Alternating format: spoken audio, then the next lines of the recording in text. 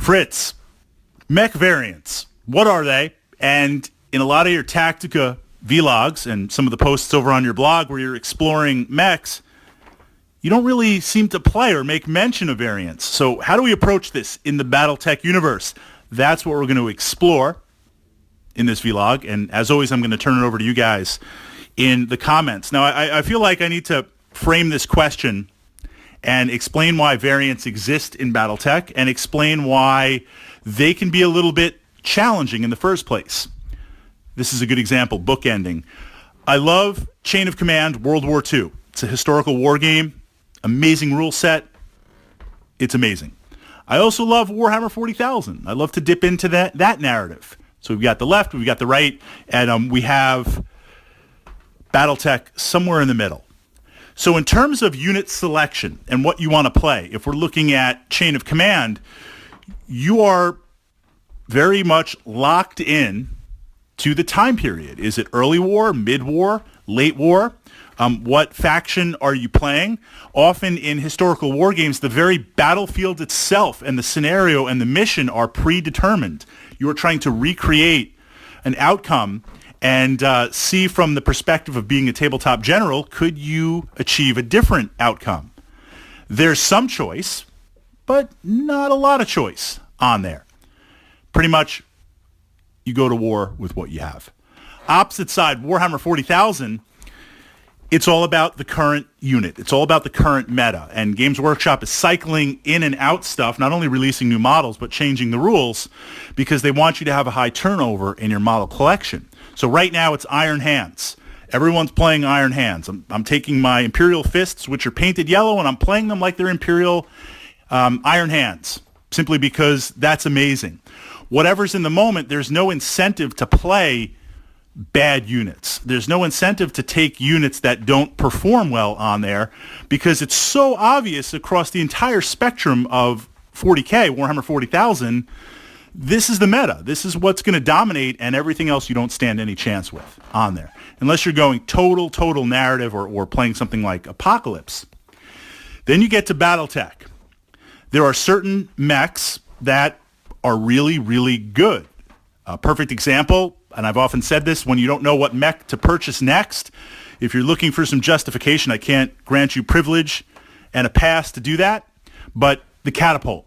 The Catapult is a great example of a mech that regardless of your playstyle, you're always going to find a place for it. And I pushed that Tactica up to my Battletech playlist, and it's over on my blog. You can search for it. It's a solid machine. It's good. It works on there. But then you look at certain mechs, and they're just rubbish. They're just awful. They just don't work as intended. And then when you look at some of the variants, you're like, well, the variant is better than the original. So why would I even play the original? And this is where the Battletech narrative, this is where having access to the tech manuals goes a long way. And on a side note, this is what I love about Battletech because I feel like there's 3 parts to the hobby, 4 parts even to the hobby. First part is tabletop. Getting out there with some space robots, rolling some dice, blowing stuff up. That's one part.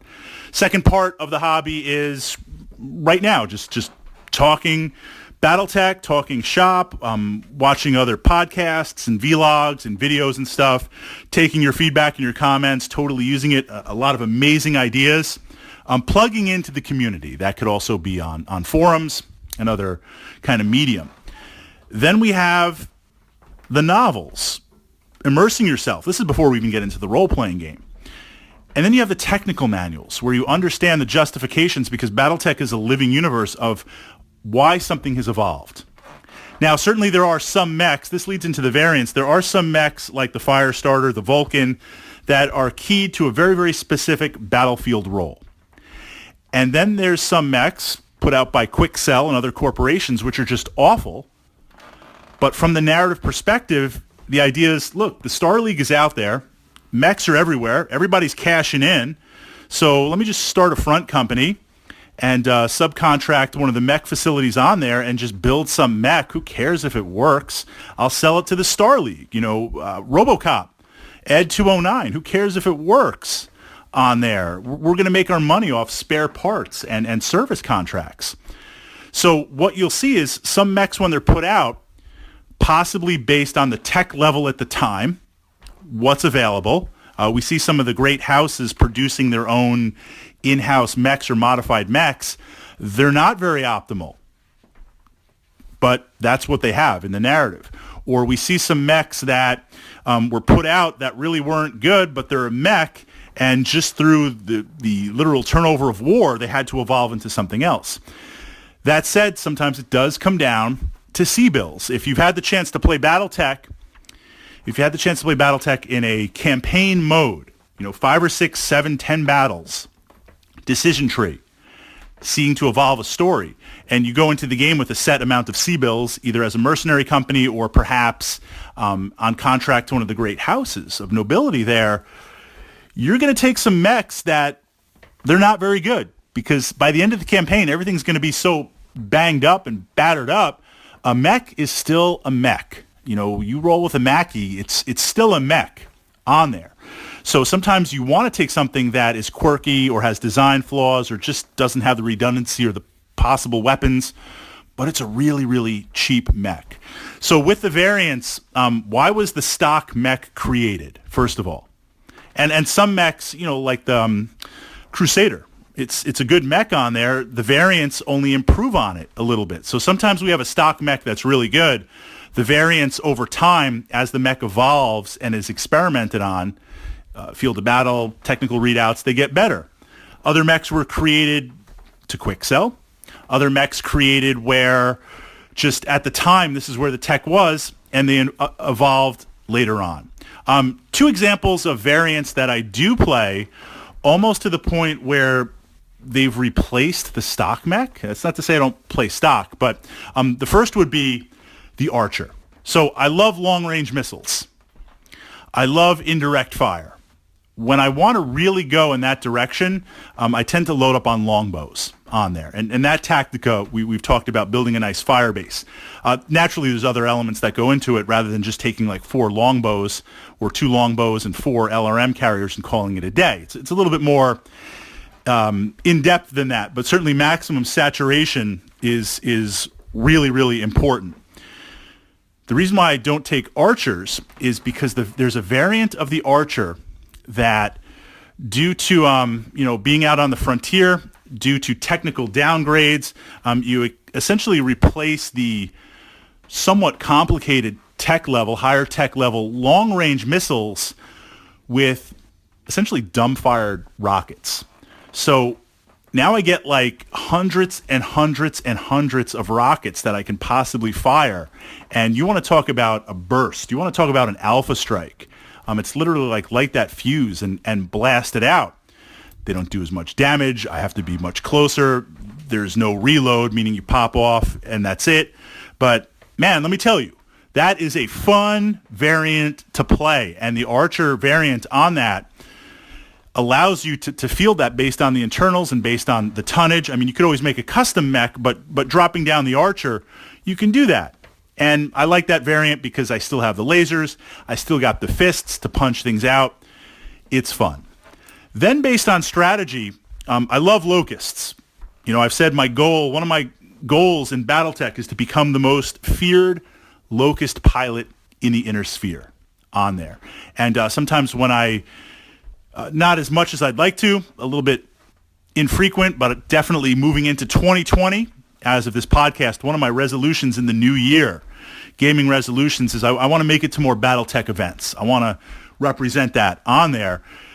I want to earn my rep as a feared Locust pilot. I love playing Locusts. I've got 8 in my collection. I usually run 4 to 6 on there, but the Locust is the Locust on there. I also really like the Ost series. The Ost Scout, the Ost War, the Ost Man, Kong Industries. I really like those mechs to play. But the stock Locust, it's got speed. Not worried about armor. It's a light mech, but it has the speed to possibly counter the lack of armor on there. But essentially, you have a medium laser. The machine guns are more of a liability. I mean, you could detonate the ammo if it goes to internals, although I don't really worry about that with a light mech, because by the time things really go to internals, you're in trouble as it is. But the very nature of the machine guns puts you in a place where to hit you, I got to get point blank. I got to be 1 hex away, 2 hexes away.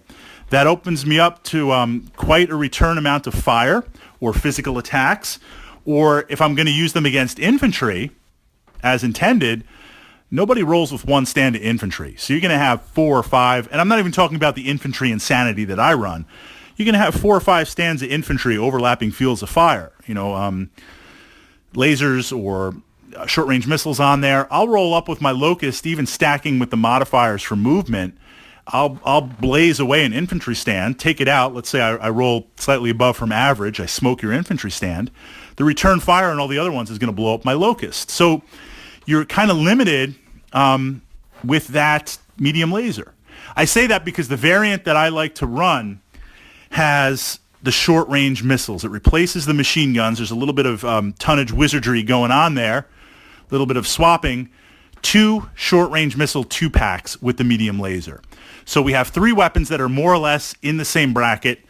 That gives you some tremendous bite up close on there, and the fact that I'm running 4 to 6 or possibly 8 maximum. I was going to say wolf packing you, but I don't know, bug swarm, locust swarm, all those kind of running up behind you, getting rear armor. That's some nice dice damage on there. Admittedly, the battle value could probably be better spent, but I mention that as an example of, for the tactics that I like to play and what I like to run, being obsessed with the Locust, that variant is 100% better than the stock. So you have to really see the narrative. You have to really see your play style, and understanding variants and how they operate. Yes, absolutely.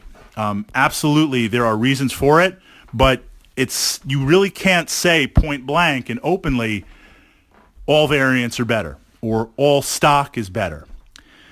It's also a way to plug in, kind of on a final note, if we're pulling in the narrative of Battletech, there's a reason why these variants were created in the first place.